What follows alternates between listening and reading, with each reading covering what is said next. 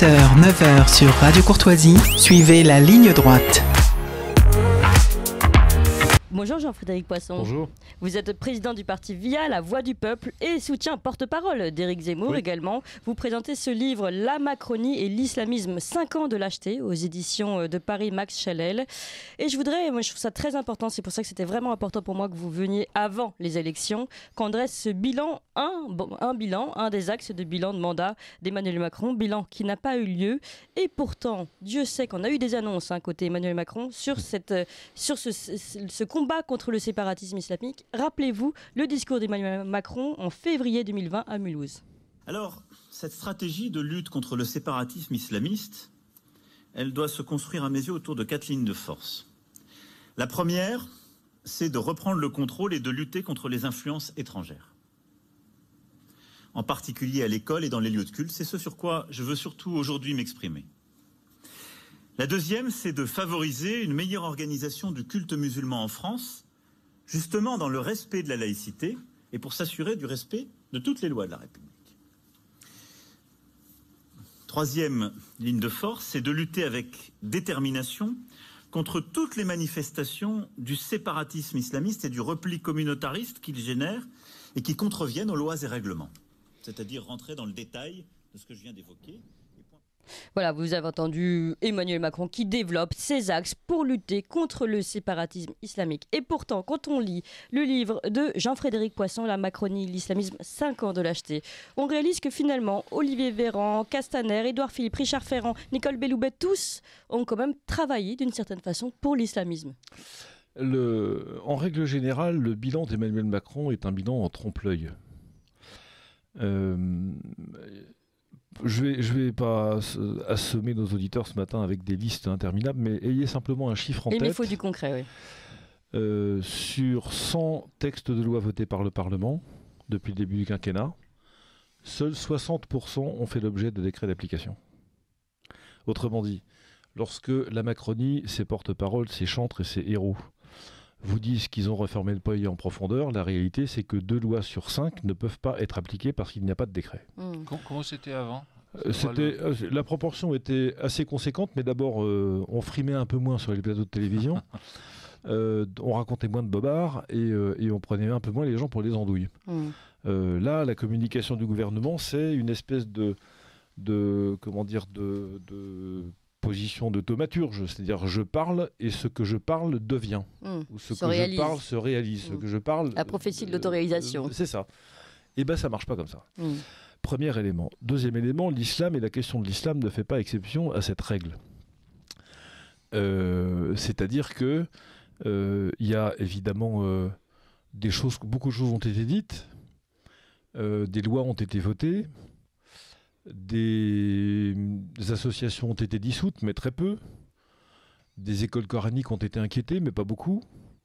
Des mosquées ont été fermées, mais pour 6 mois. Des personnes ont été expulsées, mais il en reste beaucoup qui auraient dû l'être.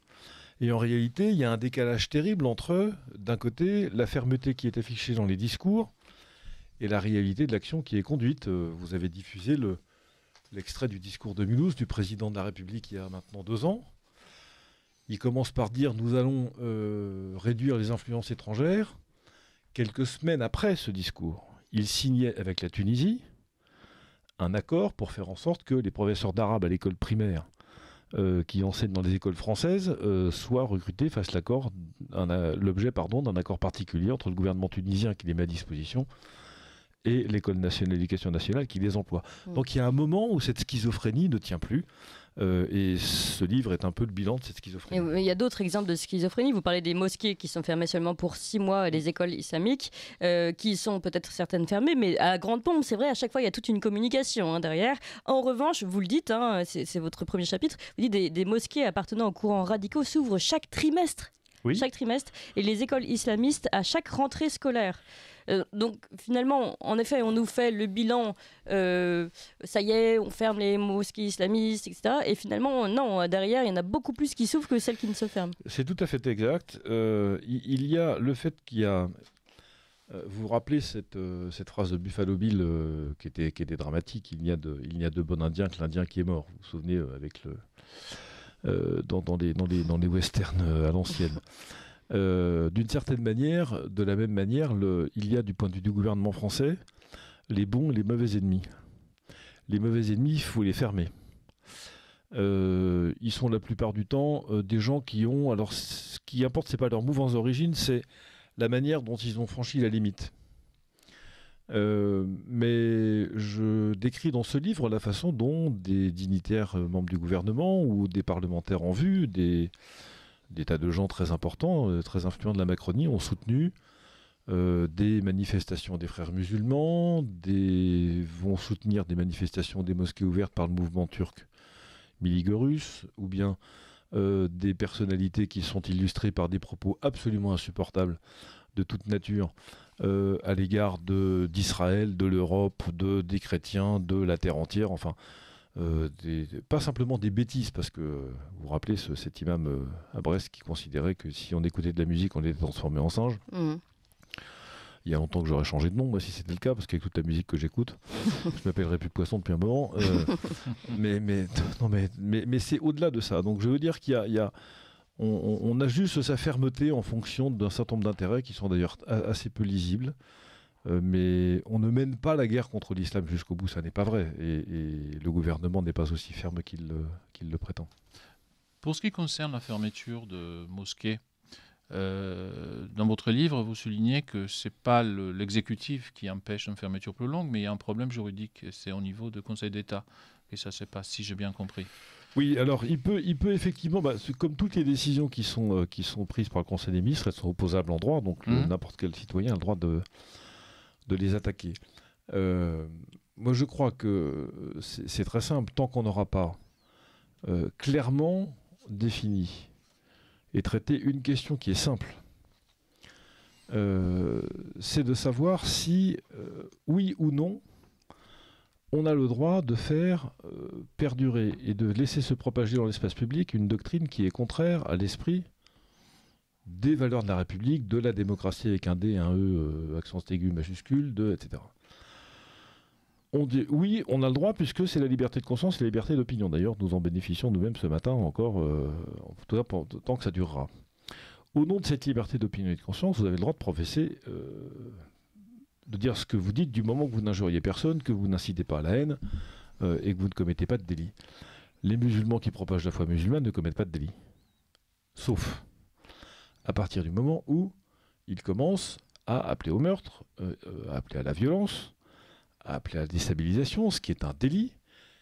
Et par ailleurs, lorsque ils se contentent de dire nous on voudrait vivre comme on veut et puis on va imposer notre mode de vie, pas par la force physique, par la conviction, un peu de contrainte, on va dire ça comme ça, on ne sait plus très bien si on est dans le délit de brutalité ou d'une forme d'atteinte à la dignité des personnes ou si on est toujours dans la libre expression, la liberté d'opinion. Cette frontière-là, elle n'est pas clairement tranchée parce que le droit français ne sait pas la trancher. Donc c'est au-delà du Conseil d'État, notre conception du droit qui n'est pas très adaptée à héberger dans notre sein des systèmes qui sont des systèmes totalitaires comme l'islam. L'islam est un système totalitaire sur le plan intellectuel. En tout cas, je ne dis pas que tous les musulmans sont des dictateurs en puissance, je dis que l'islam, la structure de l'islam est une structure intellectuelle totalitaire et on ne sait pas très bien traiter ça. Mais justement, c'est l'argument d'Éric Zemmour qu'il n'y a pas d'islam et d'islamisme. C'est le même deux faces de la même monnaie. Donc, pardon. C'est le quatrième ouvrage que je consacre à ce sujet. Depuis le début, je pense deux choses. D'abord que l'islamisme, ce qu'on appelle l'islamisme, c'est la vision non pas intégriste, mais intégrale de l'islam. C'est-à-dire le respect ad litteram, mot pour mot de la tradition et des textes sacrés, tenus comme tels par les musulmans. Et il n'y a pas non plus d'islam politique. L'islam, il est politique, c'est ce que je viens d'expliquer. Il est totalisant, donc il est politique par nature. Ces distinctions sont faites d'une certaine manière, pour rassurer les Français, rassurer le bon peuple, comme on disait de manière un peu ironique autrefois. C'est de dire, oui, nous on s'occupe, il y a des gentils, les méchants on s'en occupe. Oui, il y a des gentils bien sûr, mais ce sont des personnes, c'est pas le système intellectuel, encore une fois. La distinction, et je partage ça aussi avec Éric Zemmour, il faut regarder d'un côté l'islam comme système intellectuel, d'un autre côté ce que les personnes en font. Parce que, comme dans le christianisme, il y a des gens qui sont plus ou moins proches de la doctrine chrétienne, il y a des protestants, il y a des catholiques, il y a des tas de choses comme ça. Bon. Il peut y avoir des protestants musulmans, mais nous on préfère les protestants musulmans aux catholiques musulmans, si vous voyez ce que je veux dire. C'est ceux qui prennent un peu de distance par rapport aux textes sacrés, qui s'en affranchissent d'une certaine façon, plutôt que ceux qui les respectent intégralement. Mais on ne peut pas leur reprocher de les respecter intégralement. Il y a certains protestants aux États-Unis qui sont plus durs que les orthodoxes. Qui sont plus durs que certains catholiques qu'on connaît. Donc, en fait, pour vous, tous les mosquées posent problème, en fait. Si l'islam est politique. Nous avons un problème de fond. Oui, c'est ça. Qui est un vrai. Ça mériterait d'ailleurs une belle thèse en droit ou en philosophie de droit. Ou en cinquième livre. En philosophie, oui, pourquoi pas un cinquième livre. Puissant. Est-ce qu'on peut traiter sur le plan politique de la même façon une tradition spirituelle qui reconnaît la séparation du temporel et du spirituel, comme on traite une spiritualité qui ne reconnaît pas cette séparation? Est-ce qu'on peut imaginer un système de droit dans lequel ces deux attitudes fondamentalement différentes par rapport au pouvoir politique, à la structuration de la société, est-ce qu'on peut imaginer un système de droit qui écrive la manière de traiter de manière identique ces deux attitudes-là? C'est impossible. Vous ne pouvez pas traiter de manière identique un comportement honnête et un comportement malhonnête, ou un comportement donné et le contraire de ce comportement. Alors comment faire? C'est toute la question. On a considéré... Éric Zemmour est candidat. Les gens vont voter pour lui dans 15 jours. Oui. Concrètement, comment on fait ça? Comment on s'attaque à ça? Si on dit qu'il n'y a pas de séparation, qu'il n'y a pas d'islam et d'islamisme, c'est les deux façons de voir la même chose. Oui, c'est une différence de deux degrés, pas de nature. Alors, ok. J'ai soutenu Éric dans cette démarche de... Enfin, d'abord, il y a tous les aspects de contrôle des flux migratoires qui sont des alimentations réelles. Une des raisons pour lesquelles, d'ailleurs aussi, le bilan d'Emmanuel Macron est mensonger, c'est qu'en réalité, il prétend combattre un phénomène dont il continue à vouloir les causes. Celui qui veut éradiquer l'islam radical, l'islam conquérant, comme je dis de temps en temps, en France, commence par s'occuper des flux migratoires, puisque c'est la première nourriture, c'est ça. Rien n'a été fait sous ce rapport. On a élargi le droit d'asile, on a fait n'importe quoi avec l'accueil des migrants étrangers. J'en fais un chapitre aussi dans cet ouvrage, où là on voit bien que si vous vous dites que vous battez contre quelque chose et vous continuez à vouloir les causes qui produisent l'effet que vous combattez, ça n'est pas cohérent. Deuxième élément, il y a la question, dans le cadre de la loi qui existe 1905, il y a eu une tentative d'ailleurs dans la loi dite sur le séparatisme de renforcer les contrôles sur les associations cultuelles, etc. Je pense que, encore une fois, on s'est arrêté au milieu du chemin. J'avais prôné dans le livre que j'étais venu présenter d'ailleurs ici, et sur d'autres antennes que Clémence connaît bien, l'islam à la conquête de l'Occident, où je disais, mais au fond, il faut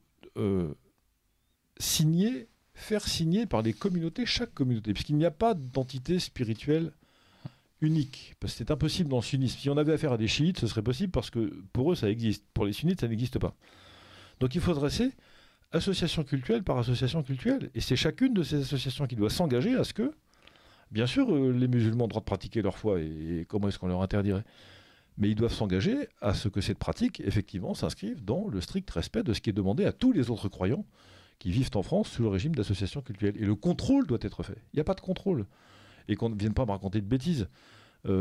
Ceux qui menacent de séparation, ceux qui veulent instaurer des civilisations qui ne sont pas les nôtres, des pratiques quotidiennes qui ne sont pas les nôtres, ce n'est pas les bouddhistes, ce n'est pas les chrétiens, ce n'est pas les bretons, enfin pas tous les bretons, non, ce sont des musulmans et des musulmans qui ont décidé de faire en sorte que la charia s'installe en Europe. Ceux-là, il faut les combattre, les contrôler, et à chaque fois que c'est possible, fermer les mosquées, position d'Éric Zemmour, expulser tous ceux qui n'ont rien à faire sur le territoire français pour cette raison, position d'Éric Zemmour, et renforcer les contrôles sur les associations cultuelles autant que de besoin, parce qu'il n'y a pas encore de relation de confiance.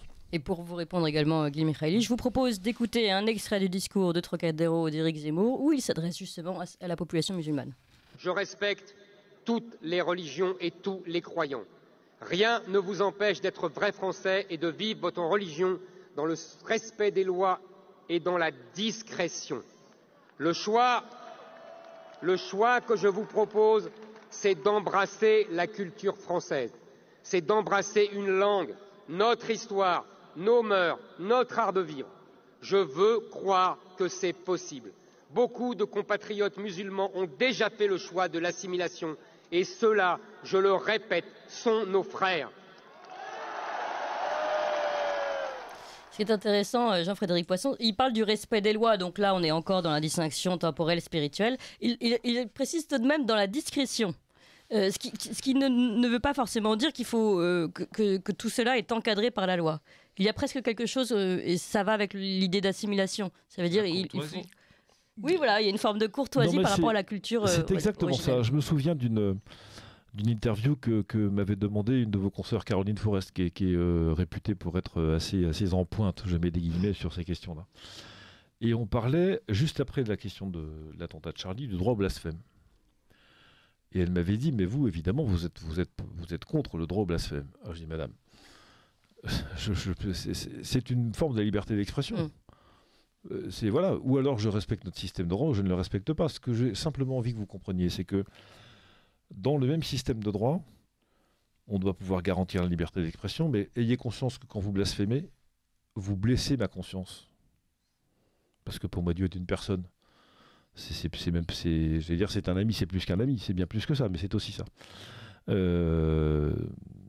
Je le dis parce que d'ailleurs, dans l'Évangile, le Seigneur lui-même dit, je ne vous appelle plus mes disciples et mes amis. Donc s'il m'appelle mon ami, moi je peux l'appeler mon ami. J'ai le droit. Donc vous, si vous l'insultez, vous m'injuriez moi. Donc vous devriez comprendre que vous avez le droit de le faire, mais qu'il ne faut pas le faire. Vous savez, c'est à la fin de l'enquête Corse, il y a Christian Clavier qui demande à un Corse, alors est-ce qu'on doit le droit de se moquer des Corses? Et le Corse répond oui, mais il ne faut pas le faire. Vaut mieux pas en général. C'est un peu la même chose que le blasphème. Oui. C'est comme le cendrier dans la salle d'attente du Premier ministre à Matignon. Ça veut dire les fumeurs sont les bienvenus, mais vous devez comprendre tout seul qu'il ne faut pas utiliser le cendrier. Vous comprenez? C'est une forme d'ordre moral qui n'est pas imposée par la loi, mais qui est censée se... C'est une question de culture au fond. C'est ça les vivre ensemble. Exactement. C'est une question de courtoisie. C'est un mot qu'on connaît bien sur ce plateau. Mais c'est vraiment ça, je pense. C'est d'éducation intérieure, de rapport à l'autre. Enfin, c'est tout ça qui est en jeu. Sur la discrétion, là aussi, c'est un sujet intéressant parce que on voit quel est le comment est-ce que quelqu'un comme Eric qui a grandi dans la spiritualité judaïque et quelqu'un comme moi qui a été élevé dans le catholicisme, on voit comment nous avons des approches différentes. Le judaïsme n'est pas prosélyte, le catholicisme l'est. Eric a grandi dans la foi juive, moi je suis un converti, donc j'ai bénéficié du prosélytisme de ceux qui m'ont converti ou qui m'ont aidé à me convertir. Donc on ne peut pas avoir de l'expression religieuse forcément la même notion. Les deux sont vrais. Elles sont vraies à la fois, si j'ose dire. Mais on n'empêchera pas le christianisme et le catholicisme, comme l'islam d'ailleurs, d'être prosélytes par nature. Les invitations qui sont faites dans les évangiles comme dans le Coran d'ailleurs, avec des moyens un peu différents, c'est vrai, d'aller propager la foi sont nombreuses, multiples. Aller de par deux, marcher de par le chemin. Exactement, aller convertir les nations, porter l'évangile aux nations, etc. Et pareil, chez les musulmans, il y a des tas de versets du Coran qui invitent à prendre le chemin d'Allah, comme on dit, c'est-à-dire à aller propager l'islam un peu partout. Pas dans le judaïsme. Le judaïsme n'est pas une religion prosélyte, vous l'héritez parce qu'on vous la transmet. Il y a quelques conversions au judaïsme, donc il ne l'était pas, mais... Parce que c'était une religion minoritaire, et pour être tolérée, il fallait faire partie de la communauté. Il fallait renoncer. Bien, absolument. À un moment donné, les chrétiens disaient, ok, on vous tolère, mais... Restez chez vous. Soyez exactement.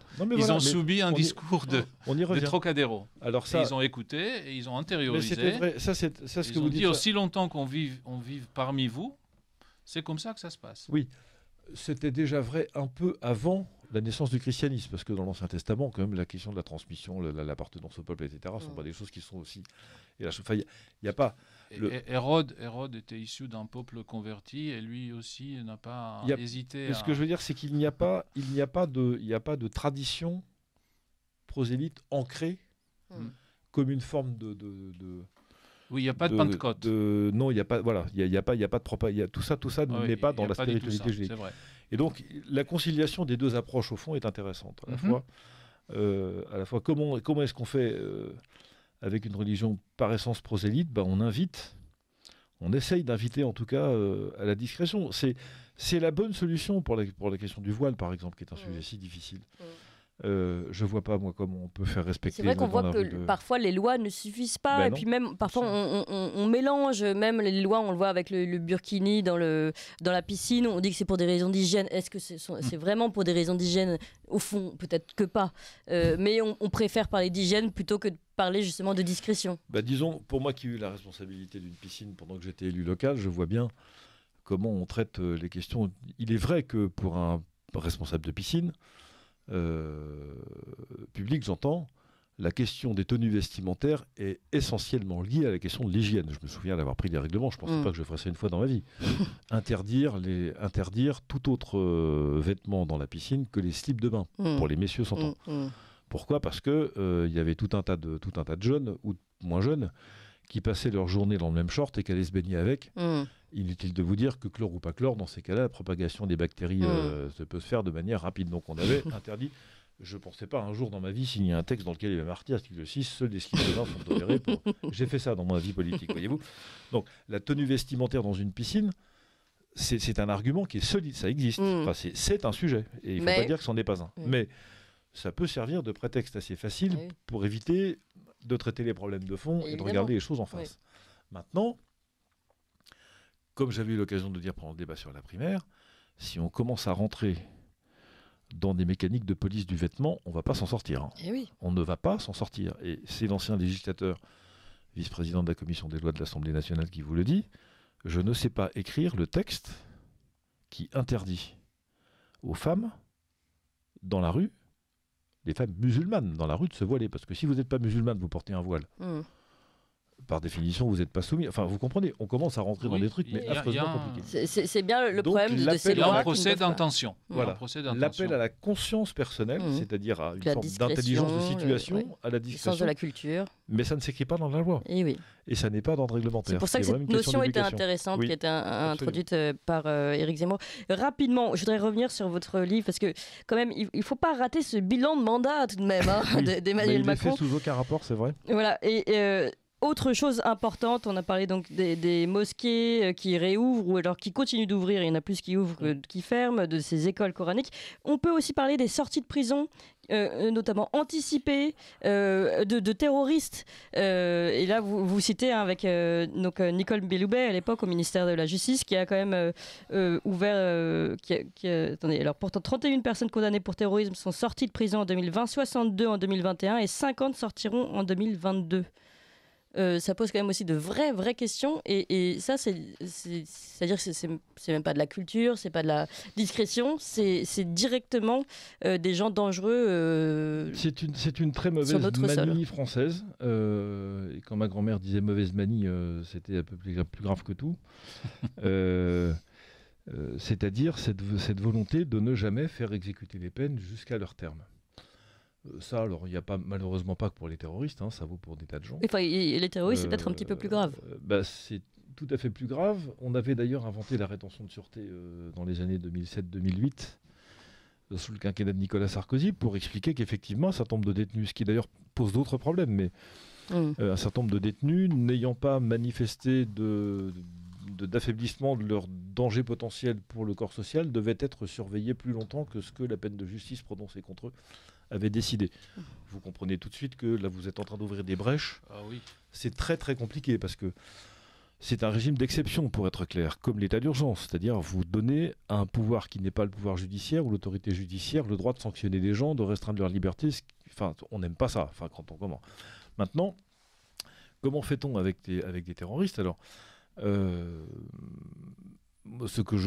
encore, ceux d'entre eux qui sont étrangers, il y en a.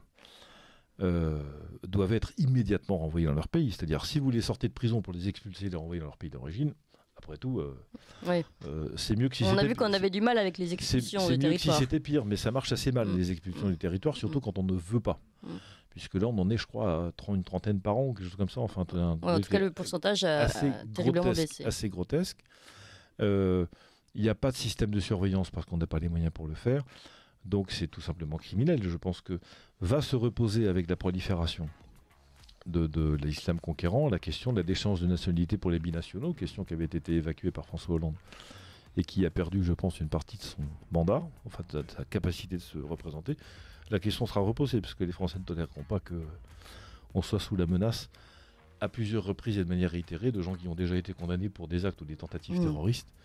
Et ils n'accepteront pas de les voir sortir comme ça indéfiniment. Bon. Quand ils seront français, il faudra trouver d'autres solutions. Mais pour l'instant, on ne sait pas lesquelles. Et en attendant, il est temps de dresser ce bilan de la Macronie. La Macronie et l'islamisme, 5 ans de lâcheté, c'est un livre très fouillé. Franchement, c'est très concret. Hein. C'est vraiment un rapport, le rapport qui aurait dû être fait aux éditions de Paris Max Challel. Merci beaucoup Jean-Frédéric Poisson. Bonne journée. Je rappelle que vous êtes président du parti VIA et porte-parole d'Éric Zemmour. Merci. 7h, 9h sur Radio Courtoisie, suivez la ligne droite.